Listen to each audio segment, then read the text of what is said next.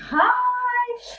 We're really excited to have Sam Peach here from Samantha Peach Masks. How are you doing? I'm doing very well, thank you. Yep, joining us for our long episode today. So probably we're talking for about, 30, if we can do it, 30, 35 minutes. I think we've been talking quite a bit already. I think we've done that already. We're talking, aren't we? So thank you very much for coming in. It's really exciting because I've been watching lots of things that have been happening over the past year and a bit on social media. It's coming up, isn't it? For about a year bang on, I think. And you're a fellow Nottingham business lady and a lover of what's happening in Nottingham. And a blue stocking. And a blue stocking. I forgot about that. Blue stockings, so that's fabulous. So what everybody wants to know about, but I know that you probably talk about it to death, is the movie. The movie. But interesting, look, we've all said movie, and it's a film in this country, isn't it? We've all turned into Americans. We have turned into Americans. Yeah. But the movie, the trilogy. We'll start with that, and then we'll look at what's come from. Yeah, exactly. And running businesses and telling people to, if they're not happy with their life, get off their asses and change things. So there's a lot to come in this episode, which you can also watch on YouTube. Our beautiful, made-up, luscious lips today. So let's get back to Sam. Sorry, jumping in there. So do you want to tell us about how that came about and stuff? Because I know that you make these beautiful masks, don't you, that are kind of like cut out and what are they made out of? Well, I make the mask that ended up being used in the film was a lace mask. So that was that. But just think about what you've just said about the business and taking risky, bold decisions. Yes. The bit that I always forget to kind of say is that when it was last September we heard about the film, but the Christmas prior to that, my husband had been working for a company for a few years and just was very miserable, hated it. And I think it was November. It was when you've just bought all the Christmas presents for the kids, and you've just you haven't got any money, and he just had his kind of final ridiculously unreasonable request from the boss he had at the time. He won't mention his name, it's fine, And I went upstairs and he worked from home. He was home based and his boss lived abroad. And he got his head on the table and he said, I just can't do it anymore. God, that's heartbreaking. And it had gone round in circles, getting worse and worse. And so it was just before Christmas. And I said, no, you can't. Great. Tell him to F off. Yeah. Tell him that's it, we're done. We're not doing this anymore. So he handed his notice in. So we started that year, January 1st, with just my wage. And my wage at the time was quite reduced because I'd still got my daughter, wasn't at school. And so the kind of plan had always been, as soon as my youngest starts school, then you ramp it up. So get that business boiling. That was business exactly boil. And that had been a kind of really deliberate decision because I'd done it the opposite way when I had my son.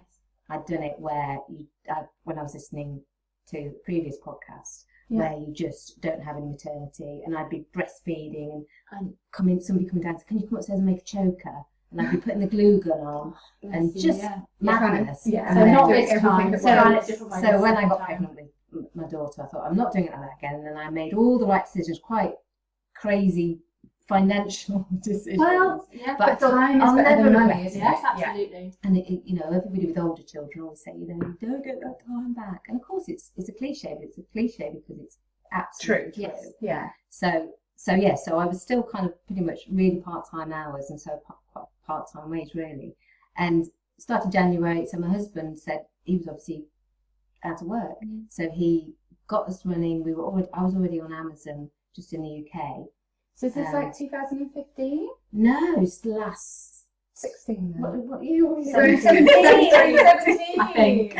What year? 20. So it's like real recent, like a year and a half ago. It would have been the beginning of 2016. Wow. So January 2016. Yeah. So we'd got just my wage, which was not enough to cover anything. Yeah.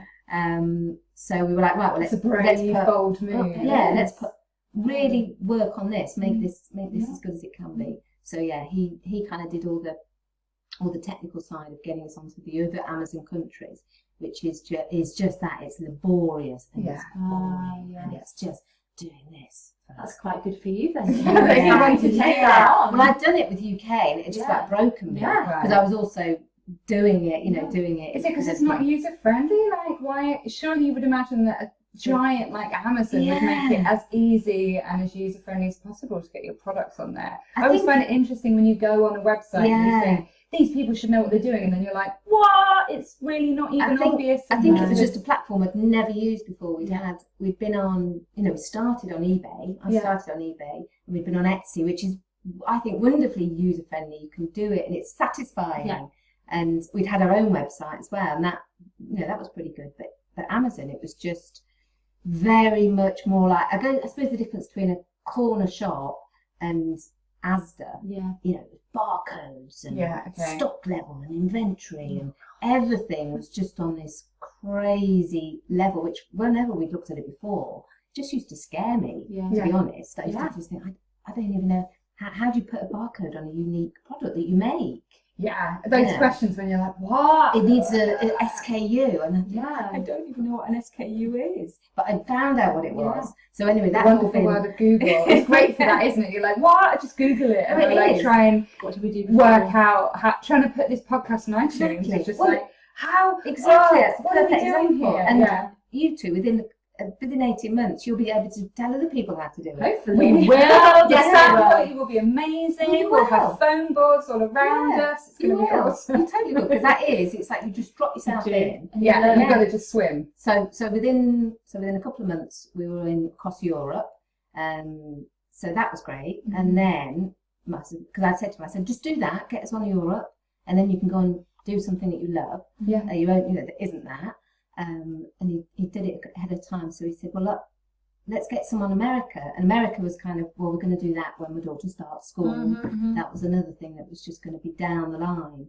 And I've sold plenty to America before, but never sold to America when the stock is in America. Right. Sold plenty. Of course, that's the difference. It that way around. So you make the stock, you ship it all to America, and then the Amazon warehouse sorts it out for you. That's it. I mean, that's been and is that the revelation. Yeah, that's good. Yeah, it's so good for anybody that has done the posting 5 days a week or 3 days a week, posting when you just can't see because you've got the flu and you're standing there passing out, and then I've had staff doing it as well, but you're still kind of. It's the pressure, isn't it? It's 5 days a week. You have to make sure you make that kind of pickup, and we don't have that now. Amazon do all of that.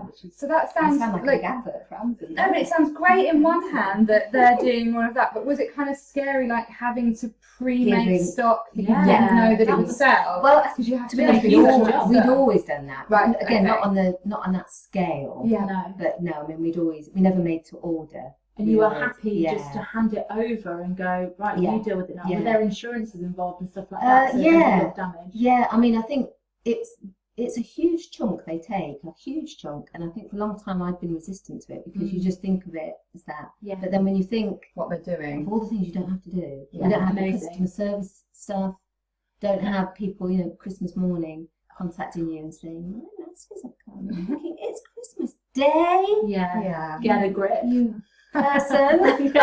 Who are you? So we don't have that, and you think that is almost there's no higher price to put on that. And so having done Europe and then America, America is the biggest. This is the wonderful kind of element to it where you just think, is that serendipity? What is it? So from my husband resigning and then cracking us on Europe, and then he started us on America beginning of March. I think the fourth person that came in and made us purchased, and we had hardly anything on there, but about the fourth or fifth person that came in and ordered, we didn't know at the time, was from the costume department at Universal. So we just thank goodness, wow, into this market. And I remember because we were still excited, so we were still at the point where you're looking at the orders. Yeah. Even though we didn't have to send them, we're still looking to see, are any Americans buying our new bar So you could see that it was Universal. It wasn't even just like No, I didn't actually. No, I wherever didn't see it. I just saw that Hollywood. somebody had bought quite a few of the same mask, and I thought that's not. You don't usually do that. Yeah, Often they'll buy a lot of different ones to test. try. Yeah. But you don't often see somebody buy quite a lot of exactly the same mask. Yeah. And then I can't remember how long afterwards they contacted me and said, we're currently filming in Vancouver, a Hollywood film production. I don't know what accent that was. I love it. Was it a film though, or was it a movie? Did you? Yeah, movie. Yeah. But it's Universal Films, Of isn't course. it? Universal Films, because obviously it all started here. But yeah, so they said we're currently filming a Hollywood production in Vancouver. So you didn't at that point know what that was? No. Okay. And we'd like to order some more, so they ordered some more. So how many did they order? Like, what were they? I can't tell you that. Oh, you can't tell me No. that. I was like, is it like No. 20 or 300? I was like, imagining It's a nice everybody- order. Okay, But then obviously compared to what happened later. Yeah. Dun, dun, dun. But I was imagining everybody in Universal just walking around and I was like, does it feel good? I Could you guess imagine being under do I feel spotlights? sexy? Yeah, exactly. Like, Well, I guess it's continuity. do I They must sweat? have, Oh like, my just God. make sure. Okay, for Because sure. of, again, of course, I didn't know what the film was, and what I'd never in my wildest dreams have realised was that it was going to be the image of the film. Of course. Which is what it ended How up could being, you? which would be, if you could write the script of your life, Yeah. you'd be like, and the pinnacle is that, please. Yeah. I'd like that to happen. Had they And then I decided could just that already? die happy. How much did they know that they hadn't asked you or told you about? Like, did they already decided that that was going to be the image, or did I they don't come to know. you with that later? I don't know. And so I when think probably just as they'd filmed it, and it became just- iconic. Yeah, maybe to that. maybe. But yeah, so they'd ordered quite a few, and then they said, so I had to sign release forms. Still didn't know. No, I did now. Then they said, but initially I did think it's going to be like Marie Antoinette type, Yeah. you know, amazing costume drama. So my mind went, Oh, with thinking, bustles Yeah. and heaving bosoms. Yeah, and there because was, I thought- was there some heaving? I'm because sure it there was was, yeah. silver lace. I just thought I can Yeah. really see that in a really Yeah. lovely kind of Elizabethan production. And then they told me it was for 50 Shades Darker, and I thought, well, that's not an Elizabethan costume. Had you So- read the books at that point? Do you know what? The only thing I'd ever done, I remember all of my friends saying, you've got to put it on your Kindle because you can have it on your Kindle and nobody knows what you're reading. Brilliant. So Yeah. you're not on a bus Secret. and everybody's like, they're reading that So dirty book. I put it on a Kindle, and I did struggle with it. I did. Yeah, it's not that. It's not a Had you very seen well written book, No. is it? For sure. Had you seen the first film? No. No. See, I read up to book number 2, and then got a bit bored by book 3. But I know that my dad's read it, and I know my nan's read it. And it mentions fisting in it. Yeah. And I'm just imagining my nan in her 80s sat there next to my granddad in bed reading about fisting. I don't know if she knew that maybe. Nan? Well, Nan, yeah. maybe if you're listening, you already knew what that was. Maybe. But I was like, this is just It blows my opening mind. the doors to another world of Yeah, yeah. Yeah. And do you know what? sexual acts that Just- elderly people might not need to know about. And the Yeah. other really interesting thing about the whole trilogy, because obviously I got to know a lot of the fans a lot, Yeah. is that sort of demographically, it's what you'd expect. It's almost exclusively women, Yeah. but it's a range, but there's a huge amount of very 14-year-olds, 14, 15, 16. So I think it's that it reading really. about fisting. So I don't want my daughter well, to just read that about whole it's that genre, sexual kind of awakening. I mean, for me, my book of that was the Judy Blume. Judy Blume. Forever. Mine used to fold open on that page because I'd opened it so much. And my mum finding it and telling me I wasn't allowed to read it because it was disgusting. But I just think I had Judy Blume Forever, which was Yeah. as Wasn't it just like a bit of rubbing of trousers or something? it was Not a just lot what went it on. was. For start, it was like they were just boyfriend and girlfriend Yeah. at school, weren't they? Yeah. Yeah. I don't It was think just a teenage. he wasn't crush It's thing. just next level these days. It's isn't next it? level, but yeah, it is. It was a huge audience of young. Maybe Yeah. that's why young people aren't having sex so much anymore because that, They feel that was the inadequate. thing. But Yeah, because they're that's like, fine. Yeah, I don't want to be fisted, so I I'm just know. going to close my legs and never talk to boys again if that's what they just- expect. 'Cause it's too Or much, if isn't the it? Like, expectation is that it's going to be a billionaire with a who- helicopter. billionaire with a Oh, helicopter. 211. Sorry. A billionaire that is going to, decide to pick you because of your virginal and then give you a life of your wildest dreams. And have that room full of toys. Oh God! So and you go round his house and he's got a single bed and he still lives with his mum and it's all a bit crummy and there's crisps under the bed. It's not like a Mercedes and a... And he's also 14. And he's 14 and maybe it's Scotty. It's a bit like that. Wow, I mean, I'm quite surprised actually that that's the... was that the main demographic or was it more like... I think, I mean, going by Instagram, and obviously that's probably it's a younger platform. I'm going to say they wouldn't have got in to see the film. But they did. I mean, I had... you can put a bit of the can't you? The fan accounts that, I did a few kind of promotions with, and I had to say to a few, when I realised that they weren't 18, I can't do a giveaway with you if you're not 18 because it's an 18 film. Yeah. And although mine's a mask, obviously anybody of any age can have a mask, but I can't be promoting something to somebody under 18. It's just, we are a business, an official business at the end of the day. Yeah. So. And is that because of legalities or because of your morals? Well, not so much my morals, but I think legality, Right. I think with most promotions anyway, you usually have to be... you have to be over 18 for promotions for stuff, certainly if it's promoting linked with a film that's 18, I think that's got to be... And was that something that they stipulated in their contract, certain things like that? No, not at all. That was all done. That was just sort of you. Off with me. And did you have to? Obviously, that kind of probably changed the landscape of your business quite dramatically and quite quickly. Did you have to then think about implementing new legal strategies and getting new teams involved to create that safety net, but also the number of masks that you have to produce? Surely, I mean, you just said about having a flu and laying down and having to make them. Like, when did that change? Like, when did you go, shit, I can't do this on my own? Like, my husband, okay, brilliant. That's one of the. How many staff did you have already? Well, I think, oh God, how many did you have already? How did you take on? I think there was 4, 2, 3 of us. 4 of us. I can't remember. It's all a bit of a blur. But I had makers, like local ladies that made.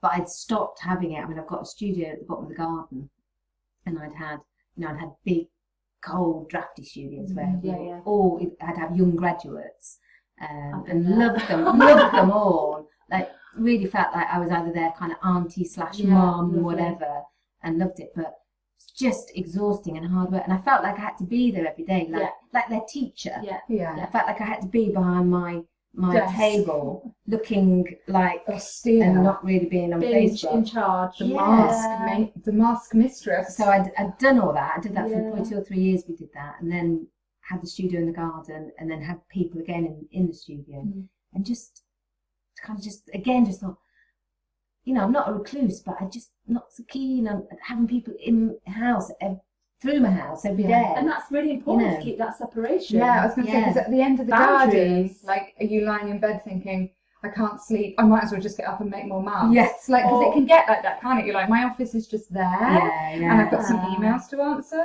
and it's 6 I mean, I love it for me, and I don't think I'll ever get tired of it for me. I love all any benefits far away, I think. Absolutely. But having, even people like, I genuinely thought the world of, just having people there every day when you're not very well, or your children aren't very well, and they're on the sofa being sick, and you've still got someone that needs to come in and microwave their lunch and go to the toilet.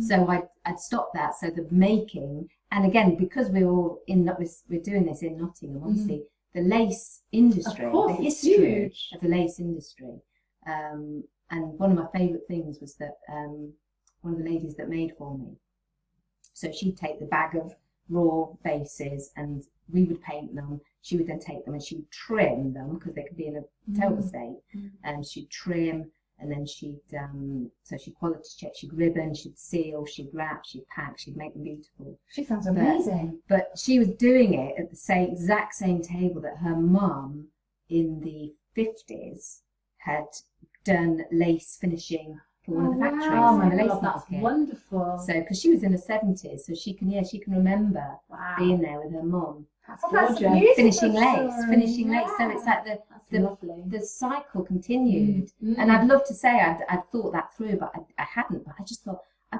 kind of brought lace back to Nottingham because Yeah, yeah. hardly any lace produced in Nottingham. No, anymore. not at all. Yeah. It It's just a lot of can't be. knitwear, but So yeah, and I mean we don't make the actual base. No. We sort the design out, but we do get that made abroad. But we do all the hardest bits here, and yeah, we kind of brought it back to Nottingham, and it was that real cottage industry where it was just lovely. people on their tables. So I just kept scaling it up, but it was just right. Who else do you know who? Exactly. Take So someone how do you do it? How do you And it was quality just check people? And yeah. And it was just, I think it was luckily, Bit of trust. it was trust, Yeah. and it was kind of, I think, Word of as mouth. you employ people over the years, you get a nose, I think, for when it works. yeah. You need those kind of quite anal people that I think either are older or are possibly parents, because there's that real fine tuning of this is wonderful. This is a wonderful opportunity. I can do this from home. Yeah. I can do it within the kids' school hours. Beautiful, yeah. It's, oh my gosh. It was the kind of dream. I was almost overly overwhelmed. And by then the you're amount of people supporting lots of people who want that kind of flexible working. Yeah, and to, like, it's something I feel so passionate share. about the absolute kind of wasted huge reservoir of resources, women's talent that's just there because they just can't get their head above. They just cannot get to the point where they can. Well, there's too much emphasis on like the 9 to 5 structure. Absolutely. Like having that flexibility. They can still do it. I Amazing. mean, because obviously we haven't said, but then we got this huge order from Universal, so they kind of wanted basically to send them out into the to all the different countries worldwide as the film premiered. So it was just ridiculous. We had a kind of about 50 countries. And each maker would have, I'm doing Japan this week, and then when you finish Japan, then we're going to put you straight into Brazil. And so, they will always be able to sit there and say, oh yeah, I did Brazil. I remember when I did Brazil. So have your masks gone to more countries than you have? Definitely. Like, you could like just pop on and get to Brazil and Japan. Well, that sounds awesome. I remember when Universal sent us the first email through the list of countries, and one of them was LATAM. And I was what? LATAM? I'd never heard of LATAM. But it was just their abbreviation of Latin America. Of course. Yeah. Because I was thinking, my husband who's really good at geography, I was saying to him, LATAM, I've never heard of that.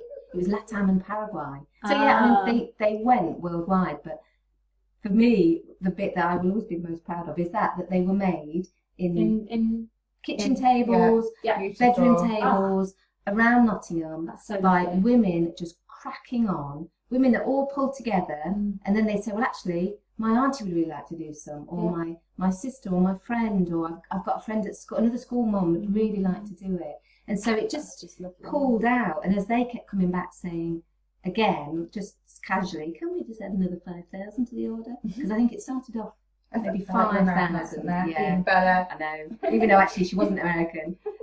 But yeah, it was started off at 5, and I think it ended up about 13, 15, and then because it all ended up being a few more then for other things, and then of course we ended up doing a DVD for France, which was 5,000. But yeah, but they just, I've lost my thread now.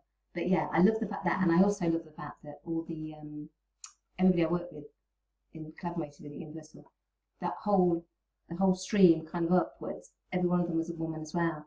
So just really, this is a woman who creates and that's quite unusual. So that's amazing. I wouldn't have, absolutely wouldn't have thought. And that's why I wanted to say it, because I just thought it was wonderful. I think it wasn't until I spoke to, I think one of them was called George, and so initially, and to my shame, I did think it was a man. And when I spoke to her on the phone, it was a woman.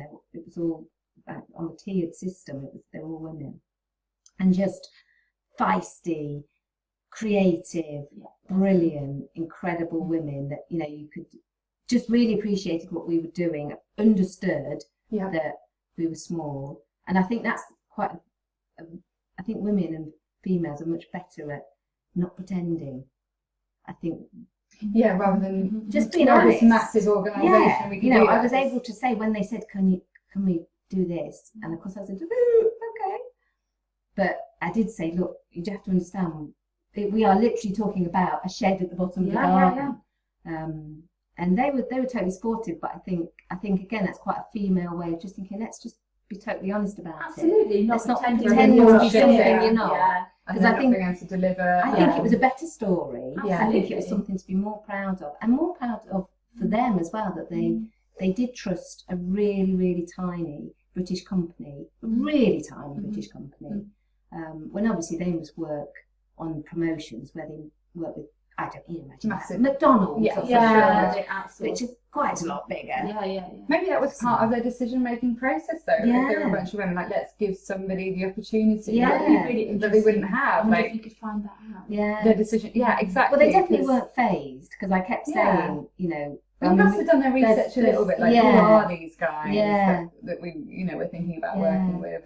And you said that they had found you through Amazon. That would be interesting to find out if they knew specifically that they were going for small intentionally female-owned business. That they could I think when the mask was chosen, and it's I don't know if either of you have seen the film, but no, I have. And I've seen it. I've seen both of them, and I was so drunk on the second one that I could probably tell you a little bit what happened, but not really. Because you went to the premiere. I went to the premiere, and the best bit of it, but for me by far, was the masquerade ball scene. I mean, I think for me anyway, I was so relieved because I had no idea what scene it would be used in. So when I signed consent, I did think, I'm never going to be able to show this to my children. Of course. Or anybody, really. So yeah, I didn't know what. And that is an element of the market, and I'm always aware that ever since I've sold them, that it is a part of the market, the fetish market. But I didn't know the vast majority of our stuff has always gone to masquerade balls. So when they said, oh, it's a masquerade ball, and then when I actually saw it at the cinema at the premiere, it was not only it was kind of what they'd done is she was in a silver dress, the silver mask, which my designs are very kind of stripped down and simple, really simple. I've just realised I've got you to the mask, and don't let me forget. Oh my goodness! I'm in the bag. I haven't given you. Sorry. But yeah, and so she's this kind of, I suppose it's that kind of virginal innocence that they're kind of going for, aren't they? And every other mask and every other costume in the ball, it's much more kind of Baz Luhrmann, kind of outrageous and flamboyant, with all the feathers and colours, and the costume department said to me they embellished every other mask, so they made every other mask almost look OTT. Right. So the simplicity. So she was just this kind of, the idea that she was just this very, nobody could take her eyes off her. Who's that girl? So that's what they sort of played. So I think that's why they chose it, because it was just a very stripped back mask, which, as long as I've been, since I started making them, it was always that masks, so many masks that you see wear the person. Yes. Yeah. They're just this kind of horrible fancy dress thing, just slapped on. Jangly bits. And there's totally a market for that, I understand that. But my thing has always tried to be just that something like your clothes, something that you compliments to wear and isn't like compliments you. You don't go out, with whatever's on. So yeah, it's just a mask that's what I've always tried to do, is make masks that. So how did you get into masks? I was literally just going to ask you, is that where you started, or did you do millinery, or did you No. Well, my degree wasn't creative at all, but my degree was communication studies. Oh, that's what I did. Did you? Communication studies. Look where we end up. No, it was communication studies because I wanted to go into television, because my mum was a wardrobe mistress at BBC. Nice. So, but she'd always been creative. So, and so I'd always been it, but I'd never thought about doing it as a degree, because that was just kind of like making cheese on toast. It was just what you did. You'd go and think, I want to wear this new skirt on Saturday night. Yeah, I honestly did not even think of doing it as a degree, but I had, those creative abilities just passed down through the genes and through watching my mum just wallpaper, paint. So just do everything. I think is sadly isn't the norm anymore. No. which. Well, we're all so busy working 9 to 5 in jobs we don't hate that we don't have time to sew or paint and do. But like for example, I did it in textiles degree, but I learned to knit and crochet from my nan. Yeah. But most people, so I had that kind of skill, but then most people that I know who are going into a fashion or textiles degree don't have anybody who's passed that skill down, and generationally we don't live close together, so we don't pass those skills down physically. So I think that's a huge area to be brought back and re-explored. But I guess the kind of knitting workshops and circles and things are kind of replacing that, aren't they? Yeah, absolutely. So, what's it, Natter and Bitch? Did you run it? I run it at Stitch and Bitch. Stitch and Bitch, see? Yeah. I didn't even know that. Yeah, well, it's at the Mark Cross. You can come anytime. Come Stitch and Bitch. Fantastic. But yeah, so I actually got into this when I left my. I'm being ever so honest now. If you're happy, I am happy. Go for it. But I left my first marriage, and I used to love all my vintage stuff, loads of vintage clothes, loads and loads. And so eBay was it was like 2004. So eBay was really quite new. Yeah. Or I was really quite new to it, but I don't think it'd been going on that long. But I just started selling all my vintage stuff, my vintage clothes. And then because I knew my life was going to change quite dramatically, and you're like out with the old, in with the new, and I started doing that because I knew I thought, well, I can't take all this with me, and just needed to kind of sort all that out. Then with the vintage clothes that I was selling on eBay, then once I'd run out selling my own vintage clothes, I then started sourcing it, and then used to make kind of big flowery things, lovely, thing is just mostly to photograph, to make the clothes look better. Sell them up. So I'd make them and sell them with them. And then I remember just being in Paris because I used to go to the flea markets in Paris. Sounds so romantic. I love it. Across flea markets in Paris. So I was there, and then I saw there was a Parisian guy selling Venetian masks in Paris randomly, and I started selling his masks on eBay, and I had a brilliant couple of years doing that. And then just started increasing the masks and decreasing the vintage clothes, because anyone who's done that online, it's hard work. Every single thing is photographed, edited, and photographed from many angles as well. I just watched on Netflix the Nasty Gal. Nasty Gal Vintage. What's her name? Sophia Amoruso. Watch it. It's brilliant. And read the book. Have you read the book? Yeah, I've not read the book, but I've watched the drama. Nasty Gal. But yeah, she set up about the same time. Nasty Gal Vintage. The Girl Boss thing. Yeah, good. Girl Boss. The drama is brilliant. I was watching it. I watched it one day and I really hurt myself, and I was, you just have to lie flat and watch the whole thing back to back. And it was just, for me, it was like that's exactly what I was doing. That's really interesting. But not as glamorously and not looking as good in my Parisian flea market. So, but yes, I'm I did enchanted. that. Yeah. Used to then sell the masks with the clothes, and then sold fewer and fewer of the clothes because the masks just sold. Yeah. And you could buy them in multiples, and they sold more and more. And so you've got less space, I suppose, as well in your home, and boxes of clothes. You didn't need to do measurements and angles. I remember when my divorce came through, and my one treat to myself was to go to New York for a month we'd sold the house and everything. And we went to New York. I'd always wanted to go, never gone. Went to New York, stayed there for 4 weeks, went to every market, and I had a couple of friends come out and visit me, in the proviso of me sort of saying, look, I'll take my stuff. Just take like bags. That's bags so jammy. I love it. Brilliant. But that was brilliant, and I loved all that. But yeah, in terms of actually kind of making a profit, silly things like that, and paying the rent, that was made it quite tricky. Whereas the masks were brilliant, and we sold Venetian ones, and we sold Italian ones that we still use. Actually, we use the company in Milan a lot, but for our bases now. But we used to sell their stuff,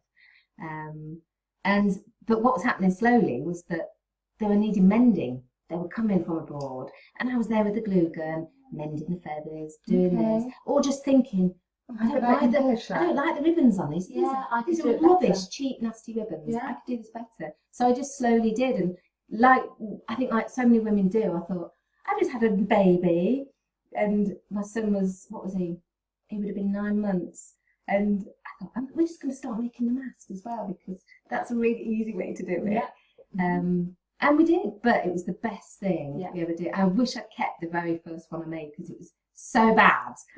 You know, when you're creative, when you look back, and you just think, oh my God, it looks like an 8-year-old. Sail upwards. Yeah. So don't be frightened. It looks like an 8-year-old. And I I did have it in this old studios. I used to have it on the windowsill, just kind of getting more dusty and faded in the sun. But that was the first one. And I remember thinking, but 100 or so people bought just that one design. I was going to say, did you test whether you could do it before you committed to doing it, or decided whether people would buy my stuff? You mean? Well, I guess whether you would take over that side of the business. Did you think, right, I want to do it, but I need to make sure I can physically can do it, or did you just go, well, I know I've got a creative background, I think, and then seeing the first one was a bit rubbish, well, I think it was it was just you, a kind of which is amazing. Yeah. Just kept on going. I think it was just a kind of natural thing where I still had obviously quite a lot of the stuff that I brought in, but I just started kind of making what I felt were better versions, and it was like, well, let's see if anyone agrees with me. Well, you did market, so surely that's the beauty of the internet or anything, is that your customers tell you straight away.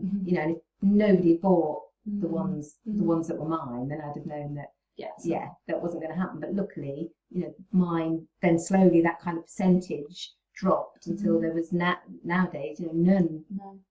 That they're all kind of come from us, and we've just got much better at saying to the factories that make the bases, I want the, want eye holes bigger, and I want this like that and like that, and that's just kind of getting, I think, more confident and older. And knowing what you want, and older, and knowing what and listening to your language, customers, listening to your customers. Because I think you think, how many years is it now since people have got into lash extensions?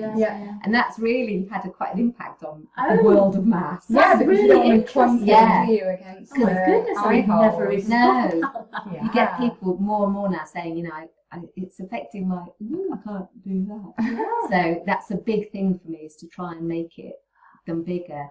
And I can, when I see a really bad mask, I can look straight away, just picture it. That's good. It's all about the eyes. Because it is all about the eyes, because that's what you're drawing attention to, isn't it? Really, it's and like, it's when you've got sunglasses on too close and you kind of keep bashing against clumping, and so it's little things like that which, considering I'm 100% online, you won't know until you buy it. And people will tell you, and you'll rather than go, oh my God, you just take that on board and go, right, I'm going to do something about that, and I'm going to keep changing and altering. That's great. Do you keep an archive of all of your various pieces? No, or just a photo I suppose I've got photos, because what we're saying about once it's on the internet, it's there forever. Because I'll, sometimes people will send me a design from God knows how many years ago. Have you still got this in stock? And you're like, oh my God, is that still out there? Because you've got a lot of designs, haven't you? I had a look on Amazon. Not hardly any, to be honest, nowadays. Really? Okay. Maybe I looked a while ago. I mean, hardly any, from what I would think of. Because I think for me, that's definitely where I'm trying to go nowadays, is just streamlined and efficient. That's my kind of buzzword. Because I think you can sort of try and please all the people all the time, and you're not going to do that. Oh no. So I just think now it's like, I know the colours that majority of my customers want, and just provide those in a couple of. I know what men want, which is actually, please don't make me wear a mask, because that's mostly what it is. And if I have to, what have you got that's really kind of subtle and in black? Yes, I was imagining that in black for the guys. So no, it's just. And do you find that you have quite strong, like, seasonal influences that you pick up on, or is it just more like you've streamlined it and it's quite a constant throughout the year? I think slightly. I think because the prom market, it's growing obviously in this country, but it's massive in America. So we were always, even way before Amazon, when we were just on Etsy, we'd always have a real kind of springtime of pale pinks and ivories and whites, and that would be a kind of combination of the big, and what do they call it? The Quinceras. I think that's either your 15th or your 16th, isn't it, in America? And that's a big deal. It's a big deal over there. Is it a Mexican? I think it might. I think it's a big celebration of becoming an adult, right? I saw a film where there was also a big thing in Canada called Dads and Daughters Dances. Where when you come of age, you have to dance with your dad. Yes. And all the dads and daughters dance together to slow songs, which I thought seemed a bit weird. But that's almost like that prom type of thing. Yeah. They love a good dress up and dance, don't they? good for them. On the other side of the Yeah. Atlantic, where here we're a little bit more reserved, aren't we? Like, Well, proms are massive here now, aren't they? yeah, I can see that Everybody people has them. on Facebook around Yeah. prom time is like, my daughter's dress is £400 or something. Yeah. It's like, what? I know. Oh my Oh god. my gosh. I know. Did you do prom? Yeah, we did actually, and that was in the 90s. It was like Mm. 95 when we did a prom. So Yeah. So yeah, well they're even I think my dress came bigger from River now. Island though. I don't think it was like from Fareham High Street. No, mine It wasn't like 400 quid, right? And there was no limos involved, No. and maybe some 2020. It wasn't glamorous. Do you know? It wasn't like. It wasn't a thing. glamorous in It any wasn't a way. thing No, then, it's just a I guess. disco, really. Yeah, You just say bye yeah. to your mates and get a bit drunk. Yeah. No, they're huge. It's like I quite love that the whole year of mask, the mask world. It's like we're really quite July, August, which is perfect, absolutely perfect. And then it sort of ramps up from October, Halloween, And New Year's And Eve, then- I suppose. yeah, Lots of parties. and then it's kind of Christmas parties. In this country, more so than in America, works parties. And then, New Year's Eve is obviously a big one. But then in all around Europe, apart from us, because we just make pancakes, but all of the rest of Europe and America, obviously Mardi Gras is huge. Oh, of course. But I always makes me laugh. Pancake Day. It's on Pancake Day. It's the same. So we're just Everybody else is having a carnival. with a bit of lemon and sugar. And Right. they're having a carnival. Let's change it next Yeah. year. We'll do a Mardi Gras. We could do a Mardi Gras podcast and just get loads of people in here and have a live. It's just so funny because it is such a huge, and they much more so than Christmas or New Year's Eve or anything. The rest of the world, it's like we're wearing this for jealous. Mardi Gras. I think it's probably as big as Halloween. I think Halloween just gets bigger every year, doesn't And Halloween's bigger. becoming very Americanised over here now, It isn't it? is, So I it's know. really a thing now. it? Or No. Asda size, if you've got kids, you just go to Asda and buy like a 6-foot Well, costume made of nylon. I mean, at Halloween when I was a kid, it was just a couldn't. bin bag. It was well, no, my We mum used was. to wear bin my mum bags was a with the head. wardrobe Oh yeah, no. supervisor So of I just had a costume, bin of bag. course. We had the best costumes in Yeah, the they street, did. but we still only had a Swede because we didn't have pumpkins in my day. We just had a Yeah. Swede that we used to cut. In the old eyes days, out. Yes. we didn't even know what pumpkins were. It's crazy. No, oh my god, no. We never used to have anything to Now give. you can buy. Plastic pumpkins. You don't even have to buy a pumpkin. Oh, Yeah. boo. I love a pumpkin pie. So we're nearly at the end. Yes. So to kind of finish the story, did your husband go back to work, or is he still working in the business? He's got his own kind of thing that he actually Right, actually okay. loves. He does that as well. But He's no, still he's part of Samantha Peach. he is, yeah, That's he is brilliant. mostly because the logistics of doing that massive order Mm. pretty much broke me, Mhm. and I was the logistics person, and I Mm. was knee deep in boxes every day trying to sort it out, Yeah. thinking this isn't what I'm good at. This is what I'm rubbish at. Actually, Yeah. this is what I really shouldn't be allowed to be in charge of. But that's So- so good that you were able yeah. to realise that Oh, and God, yeah. have the opportunity to Absolutely. outsource. So I said to him, I said, look, if you let's make this official. You Yeah. do this side because I hate it and I'm not good at it. And my body was like falling. I was seeing a physio once a week, and I was a bit like an old boxer, like you can do it. One last fight. Come on, Mohammed. So yeah, I was just breaking. It's like this. I need to get this just out the door to fall apart.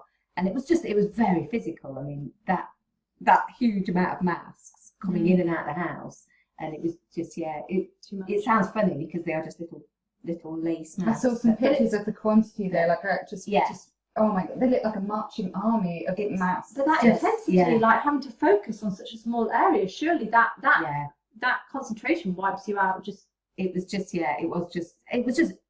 everything about it was next level. Mm. But the thing I would say to anybody that is listening to this or watching this is that when somebody asks you to do something that you think that's impossible, just say yes. Just say yes. Just say yes, because And then work it out.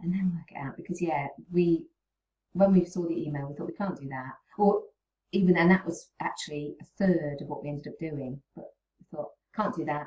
Oh, let's just work out you know. But if you'd let that fear talk you You into know, when you saying think, no, I can't do that, but let's just have a conversation about it. Yeah. And then by the end of it, you're a bit giddy and you think, I think we can do it, let's just do it. Let's see what happens. What's the worst thing that can happen? We'll just like be thrown in Hollywood prison or something. Hollywood prison for letting down an entire premiere. Like, just get a physio once a week and build that support team around you so that you can and just get the help when you need it. We did do an impossible thing that, as I've said to everybody, I've got certain little, you know, I've got the DVD, I've got the film, I've got the posters they sent me, I've got my tickets that they gave me to the premiere.